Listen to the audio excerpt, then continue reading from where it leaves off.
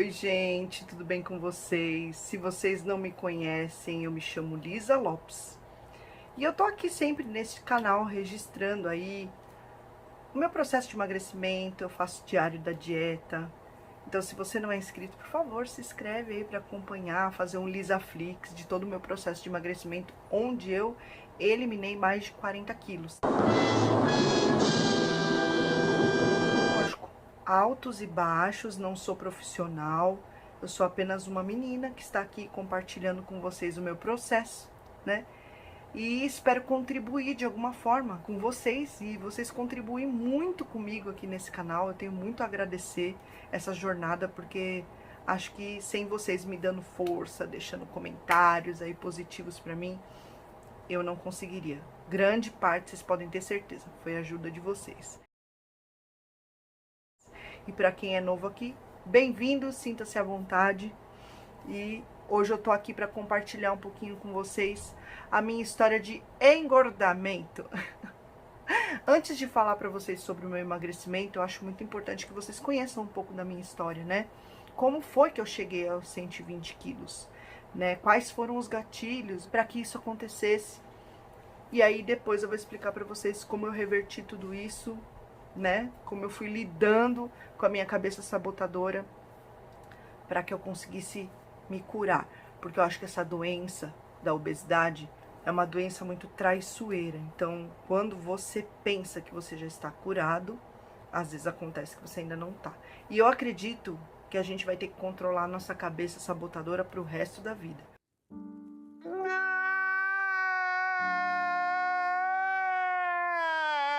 Uma vez ativado que o prazer da comida conforta, ou de qualquer outro vício que a gente tenha, né? Porque é um vício, a vida inteira você vai ter que estar de olho ali controlando.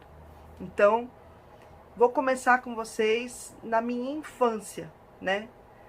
Percepções minhas, eu começo a observar do tempo que meu pai e minha mãe se separaram, né? Porque assim, a família do meu pai, além de ser geneticamente problemática com a gordura, né? A família da minha mãe já não. Eles tinham um apego especial com a comida que foi transmitido para mim, que era criança, né? Não que na minha mãe também não tivesse encontros familiares que envolvessem comida, não é isso. Tinha também. Mas o foco não era a comida. O foco era a reunião, entendem? Agora, na família do meu pai, o foco era comida. Tinha que ter mesa farta, né? Várias coisas, enfim, principalmente no Natal, mesa muito farta, várias opções de comidas e doces e não sei o que. E era motivo de alegria, comer era motivo de alegria. Tanto é que o meu pai também é um ótimo cozinheiro e eu tenho apegos com comida dele até hoje. Porque quando eu era pequena e ele ainda era casado com a minha mãe, ele fazia lanchinhos para mim, ele que ia na maioria das vezes para cozinhar, porque ele sempre gostou disso. Então, quando ele foi embora de casa, não culpo ninguém, papi, pelo amor de Deus, não me leve a mal, tá? Eu acho que cada um tem que seguir a sua vida e a sua felicidade, né? Onde ela estiver. Então, quando ele foi embora, eu senti uma certa falta dele. Então, eu comecei a me compensar com a comida. Eu acho que começou daí o meu apego real. Porque eu tinha, sim, já um apego de ai família, ai reuniões, ai festas, ai comida. Eu comecei a compensar a falta dele com comida. Eu acho que aí foi o primeiro ponto para o meu processo. Eu achava engraçado assim na família da minha tia, irmã da minha mãe, já por parte de mãe, que ela tinha os meus dois primos, e ela fazia uma compra para o mês inteiro de doces para os meninos, de tudo, né? Mas ela fazia ali a quantidade dividida, os dois, era tudo organizadinho na casa dela. Eu já contei isso em outro vídeo aí. E eles tinham esse poder de administrar esses doces para o mês todo. Eu ficava besta de ver, porque eu olhava assim e falava, meu Deus, eu com essa quantidade de doce pro mês inteiro, que nada, ia durar aí uns 3 dias só, porque eu não tinha esse controle. Na minha casa não tinha muita opção de doces, E quando tinha, eu comia tudo de uma vez. Eu não conseguia controlar, na verdade. Então, eu achava engraçado este apego que eu criei com a comida e a sensação que me trazia esse conforto que ela dava nas horas de tristeza e também nas horas de alegria. Então começou a ser um vício, né? Uma percepção aí sobre a comida diferente de outras pessoas. E eu, mesmo pequena, por volta dos meus 10 anos, tal, sofri alguns bullying sim, mas ainda não era considerada uma criança obesa, muito fora do peso. Não era.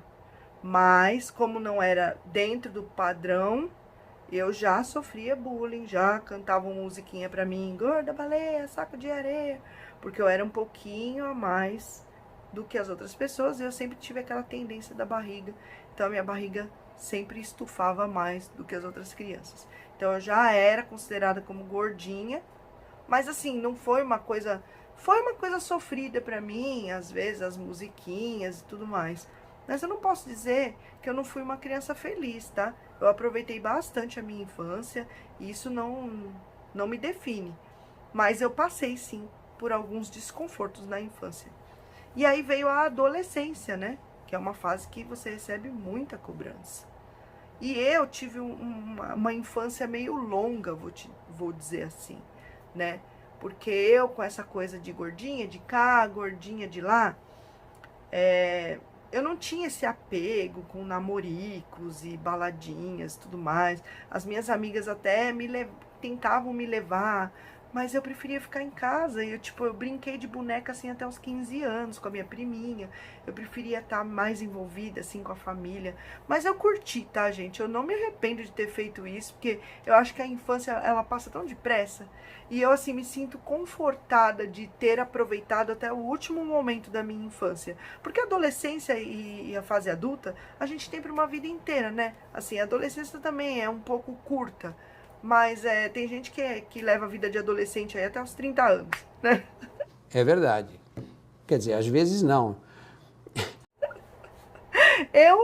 Eu fui muito assim. Eu não tive pressa em nada na minha vida.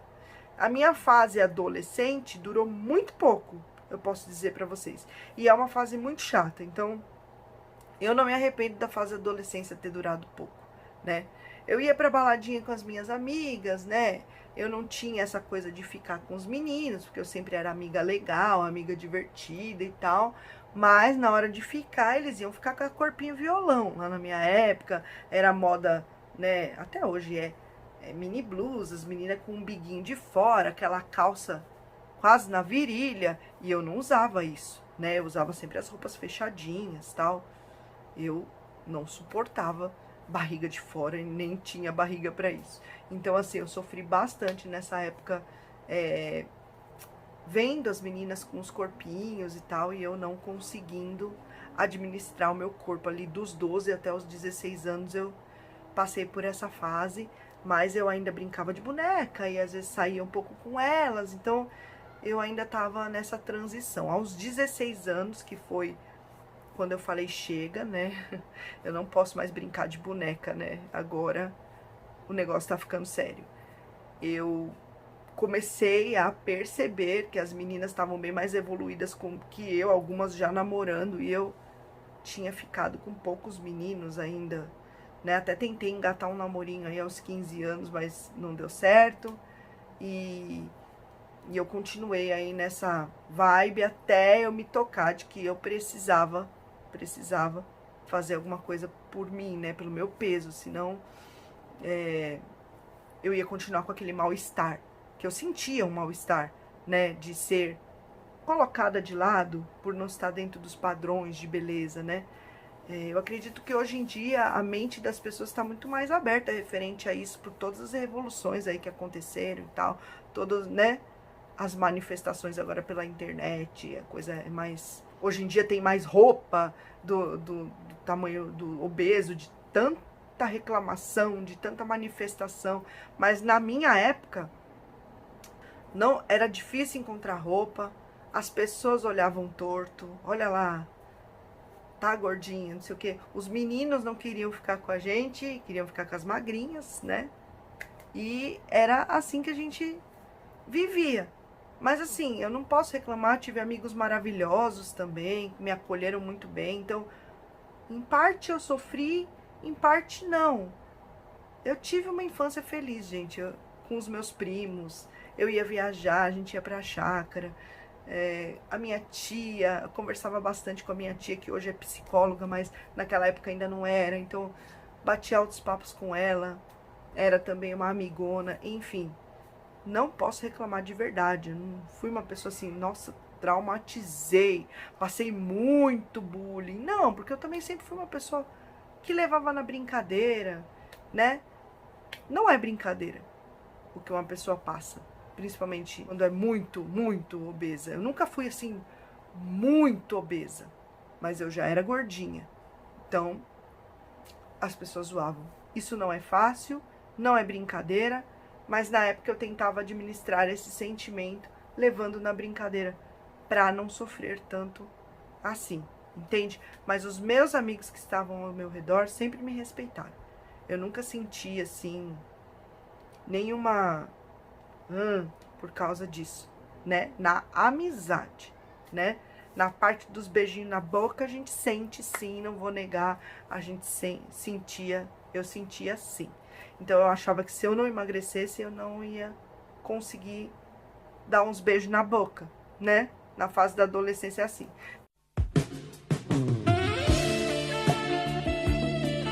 Então, quando eu tinha 16 anos, eu fiz a minha primeira dieta. A minha tia estava morando comigo lá em casa, outra tia, tia Tereza. E ela me ajudou, ela pegava firme no meu pé, falava, olha, não sei o que, não sei o que, ela preparava comida para mim, preparava os lanches para eu levar na escola, ela era bem dedicada, ela me ajudou nesse processo. E a primeira dieta que eu fiz ali, nos primeiros 10 quilos que eu perdi, foi a dieta da USP, que eu chamava da dieta da enfermeira, que foi uma enfermeira que passou para ela, né? Então a gente tinha que comer 2 ovos, ou 2 gelatinas, ou 2 frutas de manhã. Aí no almoço a gente comia um prato farto de arroz, feijão, carne, legumes e verduras. E aí na janta a gente fazia de novo isso, ou 2 ovos, ou 2 frutas, ou 2 potinhos de gelatina. E não podia comer, por exemplo, se você comeu ovo de manhã, você tinha que comer ou gelatina ou fruta à noite. Então era isso que eu fiz e aí eu perdi os primeiros 10 quilos com essa dieta aí, mas não durou muito tempo, porque a gente acaba enjoando, né? Chegou uma hora que eu não aguentava mais ver ovo, gelatina e fruta.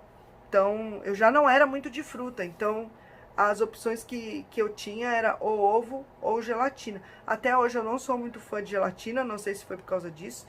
Não sou muito fã de fruta e teve uma época aí que eu já era enjoada do ovo, aí que eu enjoei mais ainda. Diet shake, minhas filhas, eu não posso nem ver na minha frente, porque eu substituía o café da manhã por diet shake. Ah, não posso ver diet shake na minha frente. Enjoei total, total. Aí eu conheci a dieta dos pontos, através da minha prima, por parte de pai. Ela falou, dá uma olhada nessa dieta e tal. Você tinha que contar os pontinhos que transformavam ali em calorias e comer em média de 330 pontos por dia, que dava ali 1.200 calorias. Eu achei a ideia super massa, tinha uma tabelinha com todos os pontos e tal. Só que nessa época eu ainda não aprendi a comer, né? Porque eu contava os pontinhos, mas eu queria comer tudo que eu queria. Eu queria comer bolacha recheada, eu queria comer só coisa que não devia. Eu não queria fazer inclusão de nada, né? Arroz e feijão eu já gostava, então eu queria comer meu arroz e feijão, minha carne, meus docinhos. E aí os pontos, ó, rapidinho, entendeu? Eu não aprendi a comer. Então nessa falta, não na inclusão, né? Se eu pensasse, se eu comer frutas, verduras, legumes, a visão que eu tenho hoje, se eu aplicasse ali na dieta dos pontos, estava ótimo. Mas não era essa a visão era a falta. Eu sempre queria emagrecer na falta. Então, eu cheguei no limite de comer um pão francês com presunto e queijo por dia para poder emagrecer, tá? Eu emagreci? Emagreci. Só que eu não emagreci da forma mais saudável, porque eu não arrumei a minha cabeça, né? De 82 quilos eu fui para 62 quilos. E aí, vamos dizer que de 16 anos até os 18, eu curti bastante essa fase da adolescência, conhecendo meninos, beijando na boca. Aí sim, né? Me deram valor. O que eu sofri ali psicologicamente por não saber me alimentar, entendeu? Nossa, um pão por dia. E aí isso foi se transformando aí numa coisa doida na minha cabeça e eu achava que estava na falta o caminho. E hoje em dia eu sei que não é isso. Então eu conheci o meu marido com 18 anos e a gente começou a namorar.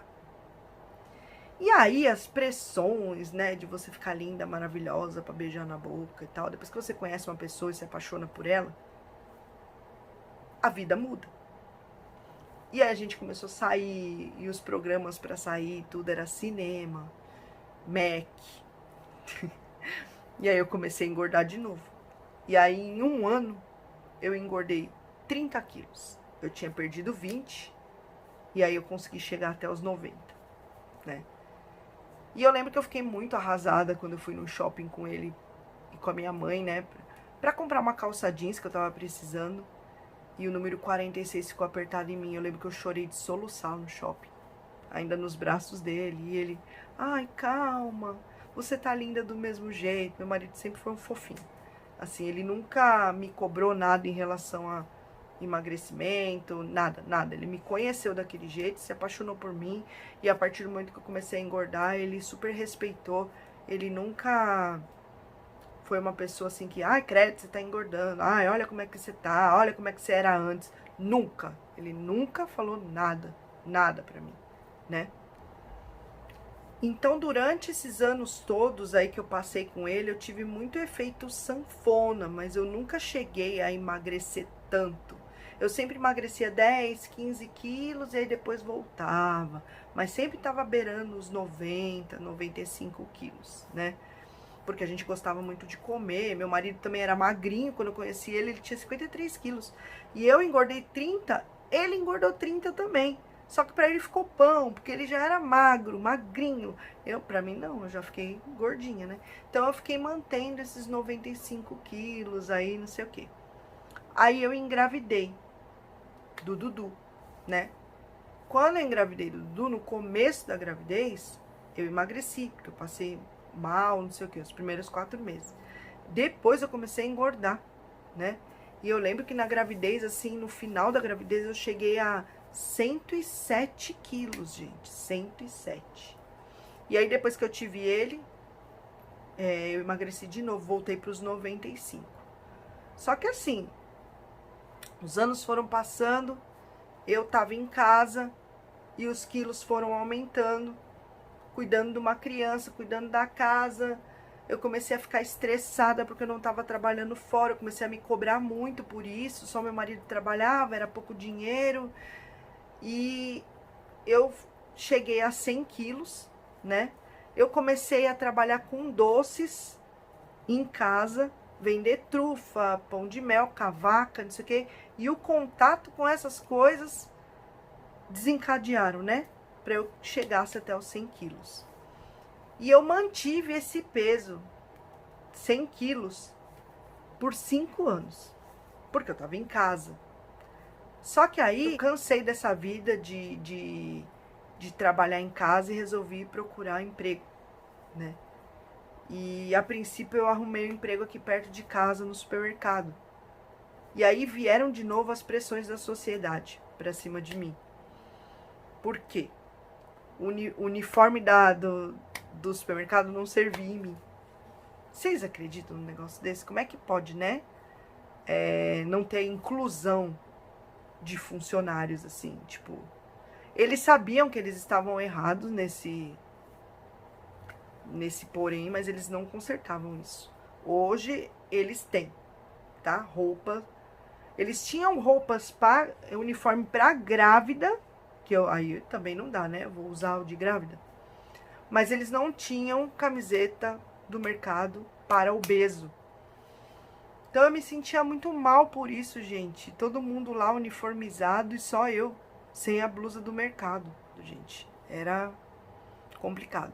Então eu, por essa pressão, eu comecei a emagrecer. Dos 100 quilos, eu cheguei até os 85 quilos, né? Mesmo assim, com 85, a roupa ainda não serviu em mim. Pra vocês verem como é que era. Só que o Dudu foi bem numa época que ele começou a estudar, né? E ele começou a ir para 2 escolas. Então ele começou a entrar em depressão. Eu tive que sair do serviço.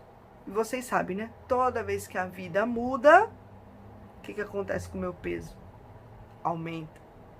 Então, fiquei em casa de novo e engordei de novo. Até os 100. Aí o que aconteceu?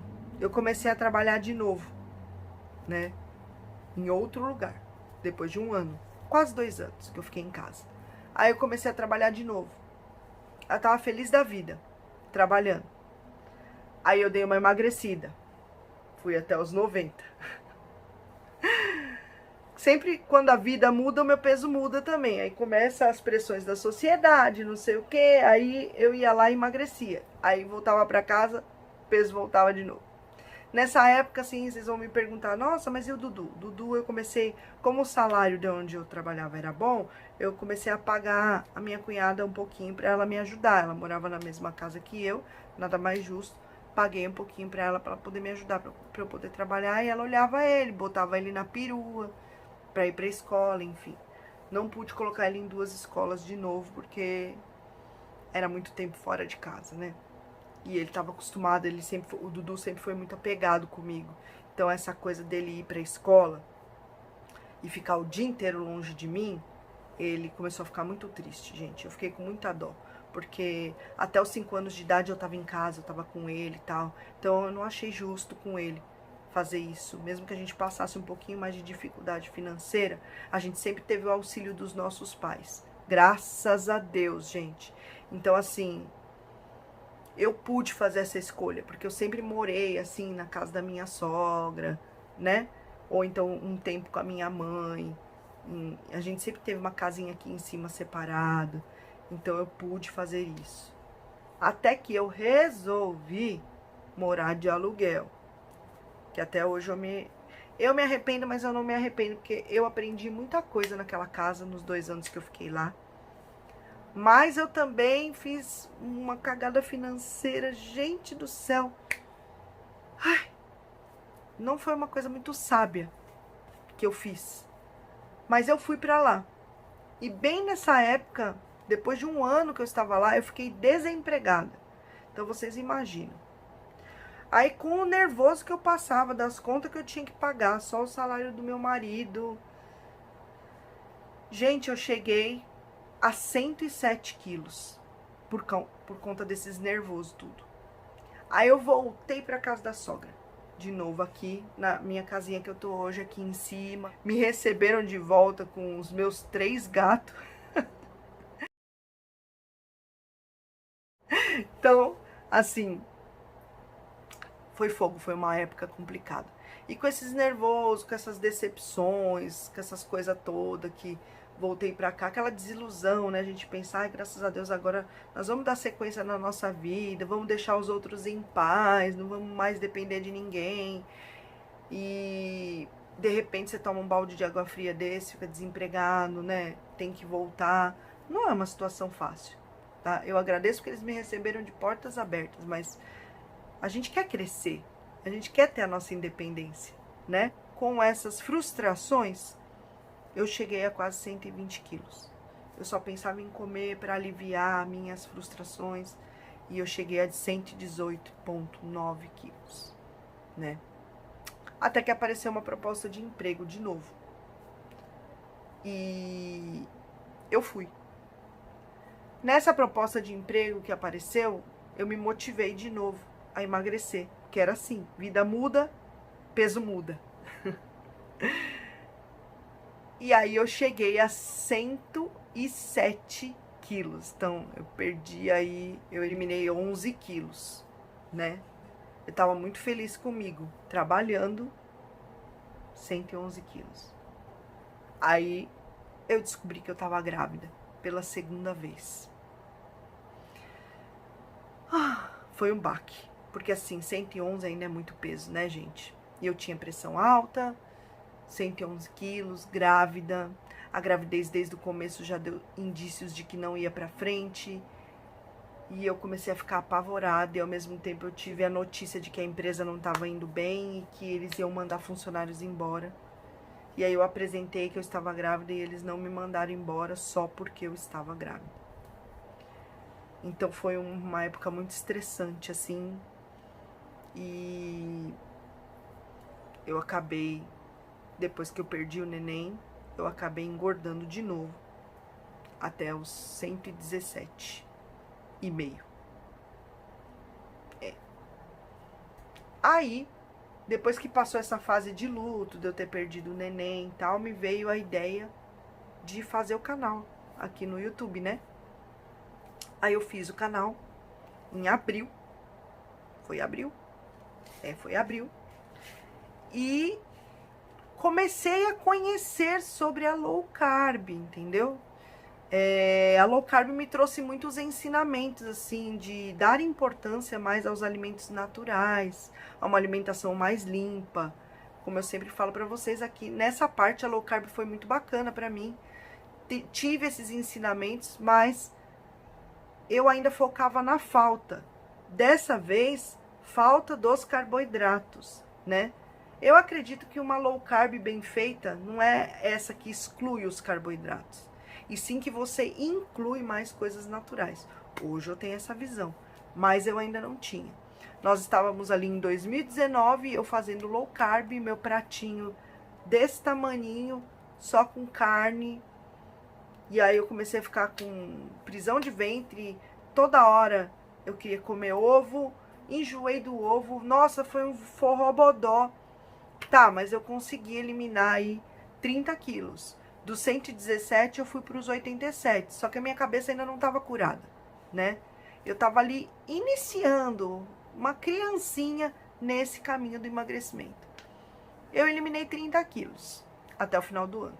Só que aí vieram as festas, veio a Panda em 2020 e foi aquele forrobodó todo.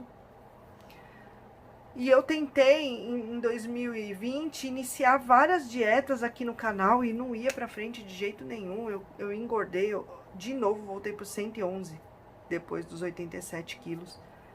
E a minha cabeça estava desbaratinada, eu acabei ficando meio traumatizada com essa falta de carboidrato e com as prisões de ventre que eu tinha. E minha cabeça ficou meio doidona, né? Eu já não sabia mais o caminho que eu realmente tinha que seguir para emagrecer, né? Eu tava dos dois lados, eu ainda vibrava na falta, sabe? Era na falta, eu tinha que parar de comer, e era isso, e não sei o quê. Em 2021 eu iniciei de novo um processo de emagrecimento em abril, tá? E eu iniciei com a low carb. Falei, não, vou fazer a low carb de novo, tal, não sei o quê. Só que aí eu já tava mais enjoada do ovo, então eu buscava fazer mais carnes e tal. E aí teve uma época que eu eliminei o arroz e feijão da minha vida, porque o arroz e feijão era uma coisa que me trazia compulsão alimentar, porque eu não sabia comer pouco. E na low carb você não pode comer arroz e feijão.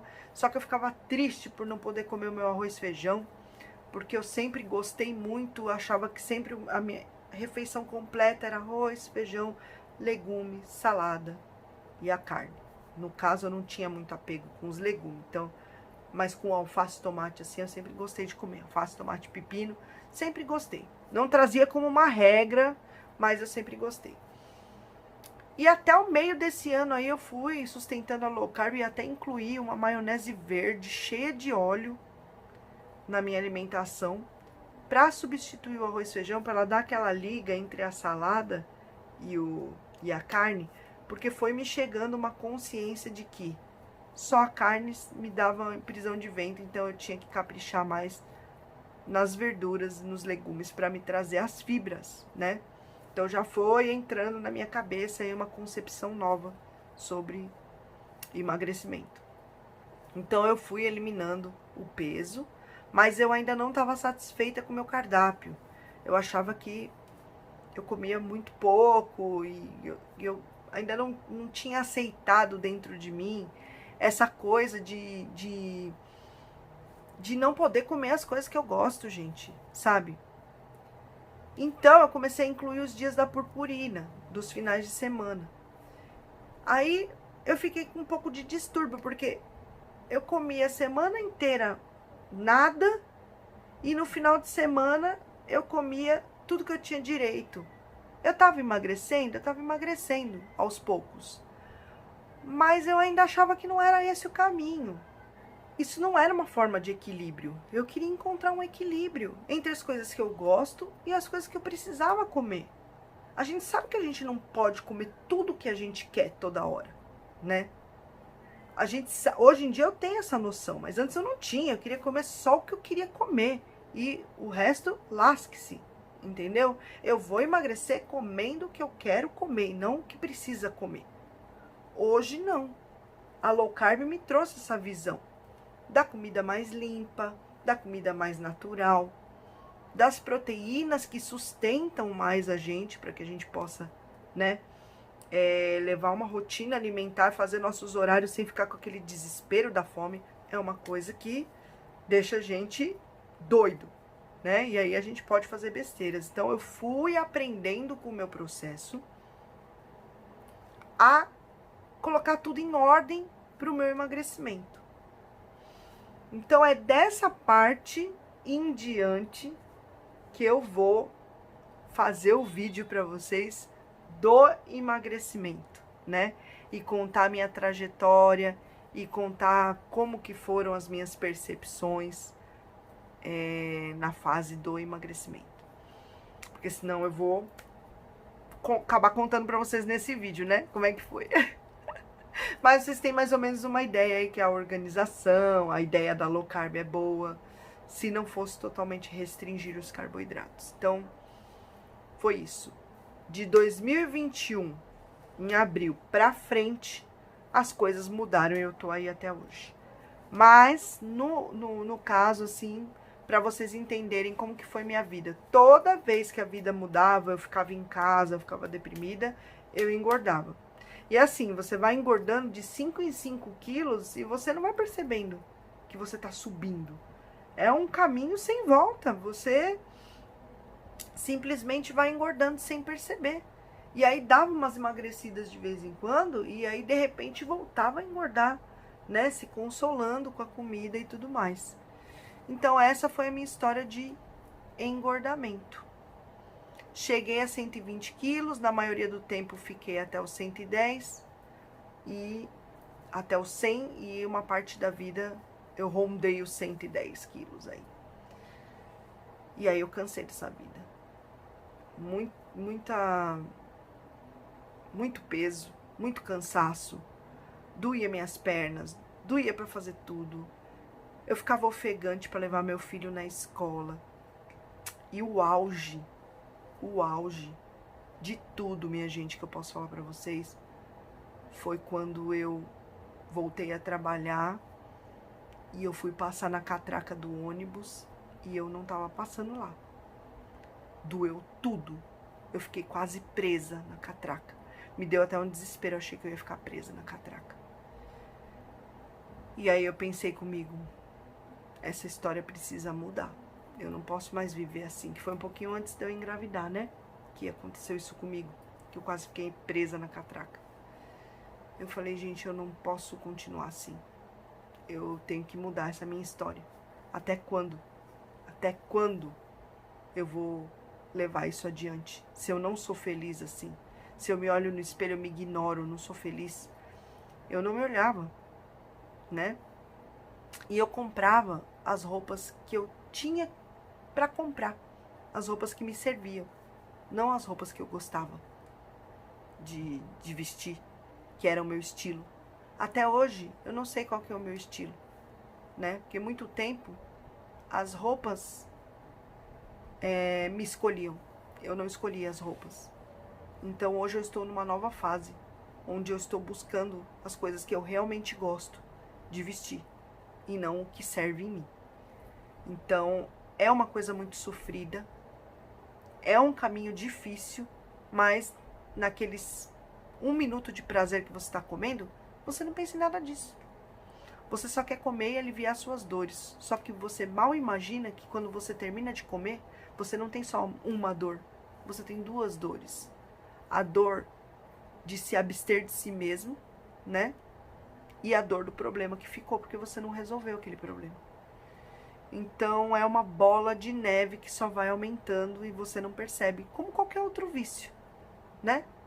Como qualquer outro vício que a gente usa como artifício para nos aliviar naquele momento. Mas não é por muito tempo. E ainda pode acarretar problemas futuros, né? A gente é muito de pensar no hoje, no agora. Eu vou comer agora e que se dane, amanhã eu resolvo, amanhã eu faço. Mas as coisas não são bem assim, porque chega amanhã e você não resolve, você continua fazendo, né? Uma hora a gente tem que resolver, porque senão a conta vem. Ela vem. Hoje, eu sofro com algumas sequelas do meu engordamento. Peles, estrias, a barriga, que eu sei que a pele que eu tenho na barriga, só com cirurgia. Algumas varizes nas pernas, né? Dores nas costas, dor no joelho. De tanto que eu forcei o meu joelho, eu não conseguia nem levantar a perna para depilar, que a outra não aguentava o peso do meu corpo. Então eu judiei muito do meu corpo e hoje em dia eu pago o preço. Então, se vocês aí são novos, resolvam. Tomem as rédeas da situação e resolvam o mais depressa possível, para que você se orgulhe de você quando você chegar na minha idade. Eu vou fazer 43 anos esse mês. E às vezes eu fico pensando, poxa vida, se eu tivesse mantido aquele peso dos 18, tudo bem, a gente não pode se arrepender, porque a experiência que eu tenho hoje com o emagrecimento eu não teria se eu não tivesse passado por tudo isso, né? Mas eu poderia ter tomado a consciência quando eu tinha 18 e ter permanecido naquele peso que eu conquistei. Nossa, a minha barriga era maravilhosa e eu achava grande, mesmo depois de ter emagrecido. Mas se eu tivesse aquela barriga lá, minhas filhas e filhos, eu estaria feliz da minha vida. Então, assim, se você tem o poder nas tuas mãos, não importa a idade que você tenha, nunca é tarde para começar. Mas eu tô falando, quanto mais novo você for, melhor vai ser para você. Se você tomar as rédeas da situação e conseguir levar adiante. A gente sabe que não é fácil. Nada da vida é muito fácil, né, gente? A partir do momento que a gente determina e cria uma disciplina, se torna mais fácil, certo? Mas começar é sempre mais difícil. Mas tome as rédeas da situação, comece, não judie de você igual eu fiz comigo. Porque agora eu tenho as sequelas, né?